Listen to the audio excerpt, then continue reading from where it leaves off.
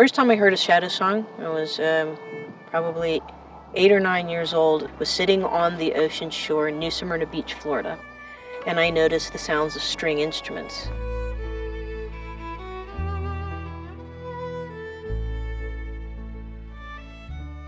And there was just a certain sense that the water had. It's a vibration I don't really know how to describe, but it just had this nice cooling sensation. And I would sit there and listen to these sounds that I guess I assumed at the time everybody had. You look around you and you see the colors and the hardscape versus the trees. Everything that we have in nature has its own color, its own signature, its own name. We even name everything differently. And the same thing happens with sound for me. All these different things, as they have different colors, they have a signature sound. And so I thought, well, maybe these songs should be called shadow songs, because everything cast one, just like everything casts a shadow.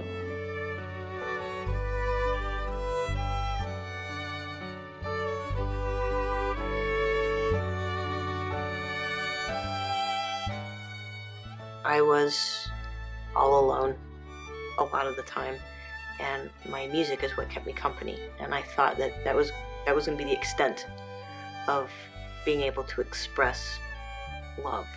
And so I wrote this musical as a reflection of those feelings that I was having at that time. My name's Diana Hickson, and I'm Laura's mother. Laura was the fourth of our children. She was born in 1977. We'd go to Florida. We had this condo that we'd go to, and you could hear, because it was not that big, so you could hear from the different rooms, and every time Laura would go in the bathroom, she'd sing. Well, what I had noticed is that each of these fans had its own frequency, its own humming. It was a certain pitch. And so I would think of all the different songs I had heard places that were in the same key as that pitch on the fan. So that was always fun game. It was actually a way I kept myself amused when I was visiting places that I didn't like.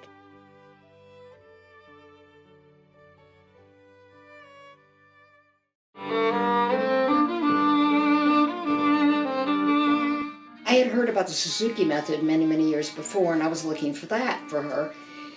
Finally, somebody was doing it at a church down the road, and I took her down there and got her a violin, and she played.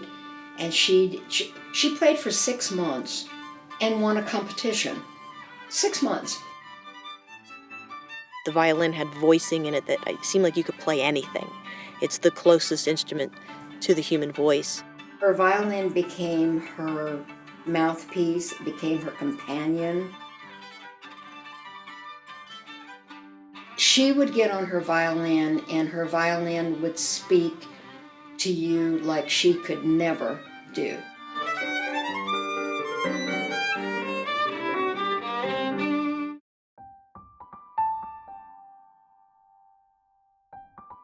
Whenever she would get into what now they talk about as a meltdown, Laura would go upstairs, and if she didn't move her room around, then she played her violin.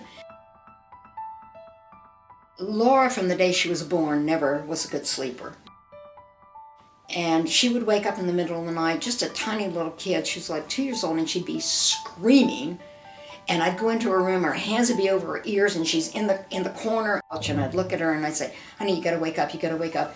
And she'd wake up and she'd look at me and she'd go, why am I down here? She had absolutely no knowledge of the fact that she went into this rage. Well, this went on for, I think it still goes on, actually. It's gone on over her lifetime.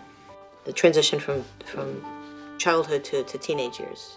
Kids changed a lot going from elementary school to middle school, and I didn't understand the changes, and it made me very reclusive. By the time I hit high school, I just really couldn't fit in. I had no idea who was my enemy, who was my friend, and I felt like that was it. There was only enemies and friends. There didn't seem to be any in between. Struggled a lot, fought really, really hard to do anything, get from the beginning of the day to the end of the day. I was having night terrors a few times a week, wasn't able to sleep away from home. I didn't go on any overnight field trips. I never spent the night at friends' houses. And alienated me from children. I would go to orchestra, and it was a little oasis. I understood everybody there. We could play music together. It didn't matter where you were from or what you were into or what type of clothing you wore. If you could play the music, everybody got along. It really was. I lived in two totally different worlds, the music world and then where everybody else was. Her intellect was so brilliant, and her emotional state was so immature. I kept looking at my reflection in the mirror and thinking, there's something wrong with me, and if I sit here long enough and stare at my reflection, maybe I'll see what it is. Maybe I'll see what's going wrong. Or as a mother, I have to say, I think I'm a pretty good mother, but I've got to say, she's exemplary. She really is. She never treated us like we were not equal to her. She thought that we were human beings in training, so that it was really, really important that we understand what we were doing. He'd come home and she would just talk and talk, and I after a while I'm hearing echoes, like someone talking underwater. I just couldn't keep up with her. Alana's a 15-year-old, and she gets frustrated, and she'll come over and she'll grandma, and she'll blah, blah, blah, blah, and she'll talk at her frustrated because her mother sends her over. Go to your grandmother's. We always had to communicate what we were feeling, and I actually like that better than when I'm outside of the house and at school and there are kids that make it so that you have to interpret their behavior. Oh, I find as many blankets as I can. I wrap them around me really, really tight. So I make what I call the human taco. And I lay there and I put some music on that I really like until my whole body calms down. It's like, okay, ready for a teenager. Here we go. Yeah.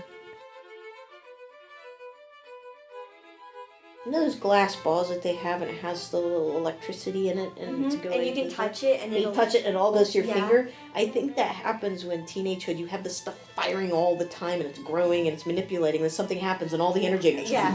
the one place.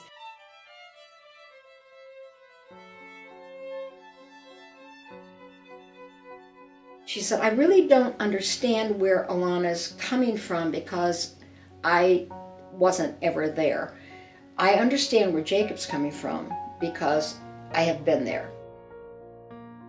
I have a collection of little ponies right here on the shelf, and she's actually bought them for me. Though I'm not too fond of the Care Bears that she's been forcing upon me. It's like, just because I like My Little Pony doesn't mean I'm going to like the Care Bears. Jacob from almost birth was different. He immediately went into a schedule. It was like the most natural thing for him, and as long as you kept to the schedule, he was fine. If you deviated just by a minute and a half, his whole day was thrown off. But at 6 months, he would go into these stairs, these really, really distant stairs, and I couldn't get him out. One day, I even actually took like a pot and a pan, clamped him together, and he didn't react. So I took him in, and the doctors told me he's a boy, he's going to develop different. And I was like, I know he's a boy. I changed his diapers. He had texture issues, and he just seemed so easily disturbed by noises, and then other times he seemed deaf, and I just thought, okay, not only is this unlike my first child, this seems an awful lot like me. He was 3 before I finally got a doctor to go, have you ever heard of this thing called autism? 90% of my friends are autistic. I'm very antisocial at school, and the only friends I have are the autistics. He's funny. I think he's got a great sense of humor. I think he's very bright. He has an unusual way of looking at problems, which I think helps people solve problems. You did it on purpose. I did. That's what made it more interesting. Karl Marx. Whoa. And a bucket of coal. I personally find buckets of coal very stimulating. Come on, Karl What, Marx, what, man. just me?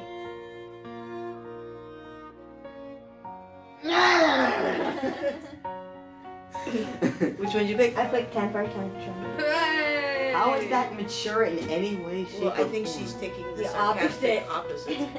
Oh, so technically mine is the most mature. If you look at true meltdowns, they don't happen as soon as the pressure starts.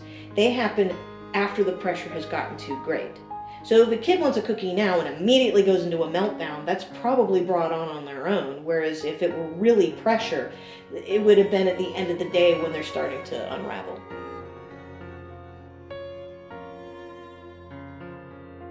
I've been doing shadow songs for a long time. I call them shadow songs because I hear music in everything I see. So I have a soundtrack that runs all the time. And a lot of people think that that's charming. It's not so great at about 2 o'clock in the morning when you'd rather be sleeping. But that's okay. It's also a little overwhelming at, like a shopping mall. I really like middle schoolers. That's probably my favorite age group to teach. But 3 and 4-year-olds particularly require a lot of physical contact, and they have to be read all the time. They don't always use words. They'll just have a mood and you gotta read it. And that's just really, really hard for me. I do have one student who likes to shrug. That's all she does is shrug. So 1 shrug is yes, 2 shrugs is no, and toggles, I don't know. She thinks it's funny. A kid comes in and doesn't act what we think is a normal composure for a person. To walk in, put your hand out, shake it, say hello, with all these formalized greetings. And they do things like rocking or stimming. We assume that there's no other function going on other than just rocking and stimming. And I think watching Alexandra play, there's proof. You can see there's a whole other thing going on than what's happening on the outside. It's just mistranslated. There, good. Clicked in there right at the end. Jack Rabbit eats carrot. We can do that one too. Okay, look, the bow stops, but it has to play that note one more time before it gets to change to the next note. She enjoys playing. She loves music. She's always looking for new songs that she wants to learn. She works really hard at trying to get the body to coordinate. Her mind's getting it immediately. She gets it right away, and then the hands have to work.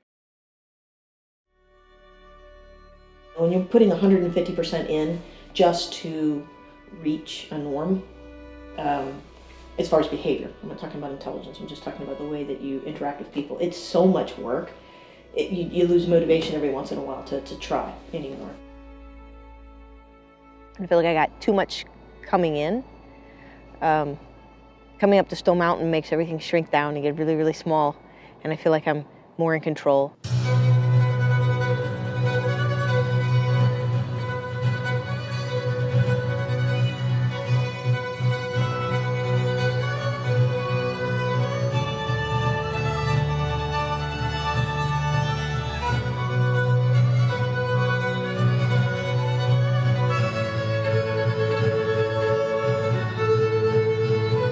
I come here so much, I felt like I really needed to pay tribute to it. Maybe even thank the mountain for giving me a place to go. I was sitting up at the top of the mountain watching the sunset, and there was an energy as the sun hit just above the horizon. It was so warming. It only lasted a few seconds, and then once it was gone, that was it. That was all you need.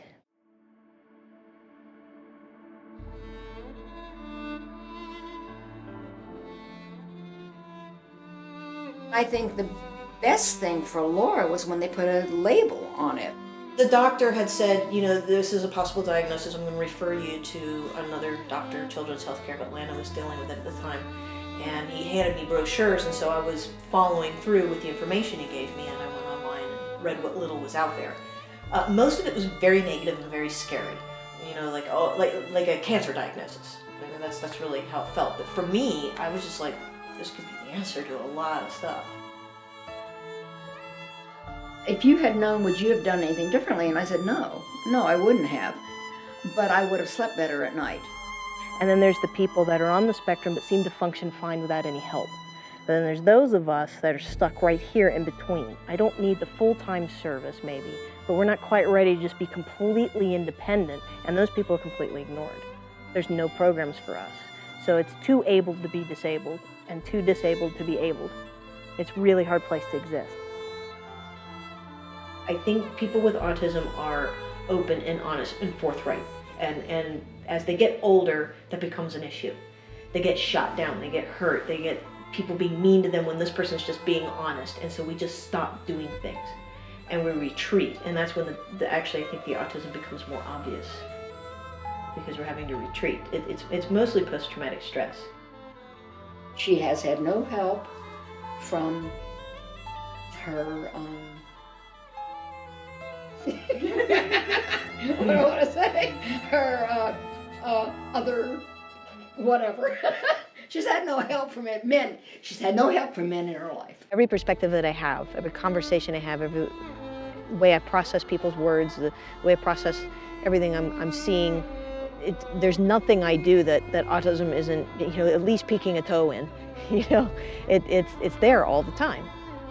The worst thing about being autistic is that people think that there's a worse thing about being autistic.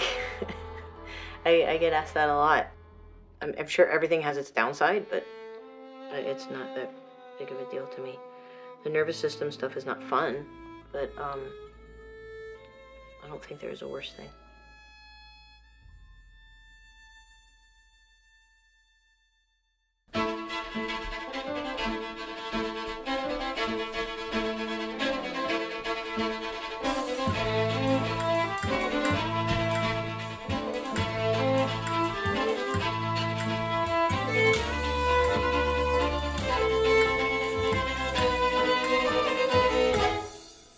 I'm going to try and see if I can recreate this. It's really for a much lower instrument, and I'm going to do my best to recreate what I'm hearing.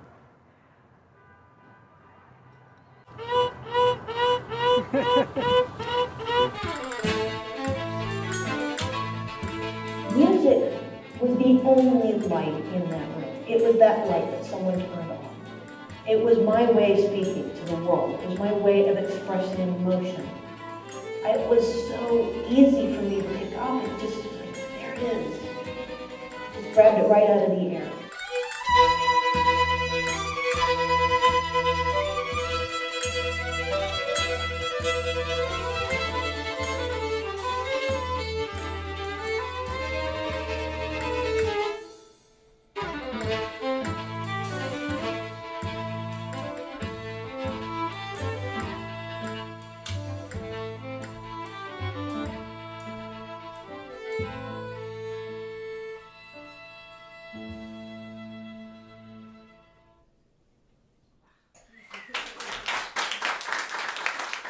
There's enough people already traveling around talking about the medicine and the research and all of that and therapies, but I bring the positive message that we're just a different type of person that views life through a different window. And we should, maybe give us a chance. Might do something kind of cool for you. Okay, so this very first piece was actually composed when I was still a teenager. Notice the copyright is probably before a lot of you were even born. The concert that we're going to put on tomorrow night. The very last song is something that I just wrote last week. I've written my own shadow song. And even though it fits into the musical rules of being in a key, I wanted people to hear from the structure how being different has its own key. The bowings are suggestions. I could care less about the bowings. I want sound, as much sound as you guys can make. When I met people like my violin teacher and my tutor and these individuals who went, you know what, just a little bit of help, you could do what you really want to do. And now I'm self-employed. I'm running an online school. I have 30 students every week that I teach, composing my own music. And even at the concert, when I conduct these kids, a lot of these kids I've either my personal students or I've helped in the public school system.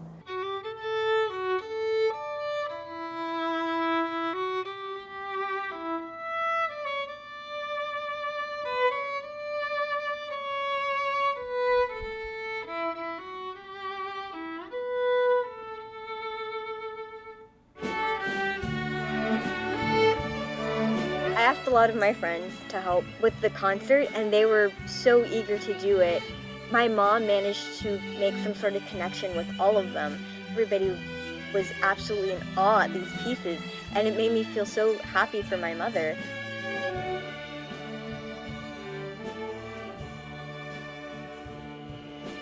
We used to take people that were in wheelchairs and tell them that they can't participate in society. But one day somebody said, hey, let's build ramps, let's make doors wider, let's accommodate for people that are in wheelchairs, and now you don't even think about it.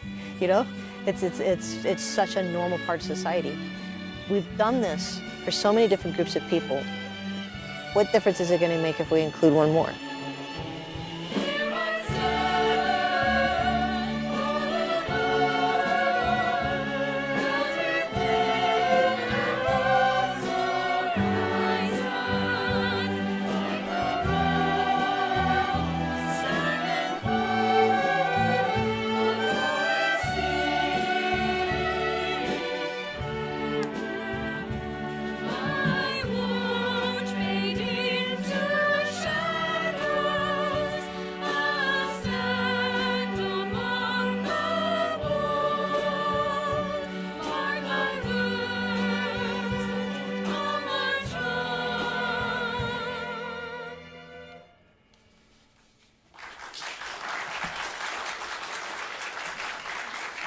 So I was sitting here just looking at all this, and I realized a lot of people want to work really hard to fit into a society. And I don't really want to fit in. I just want to belong. That distinction is clear. Is it clear?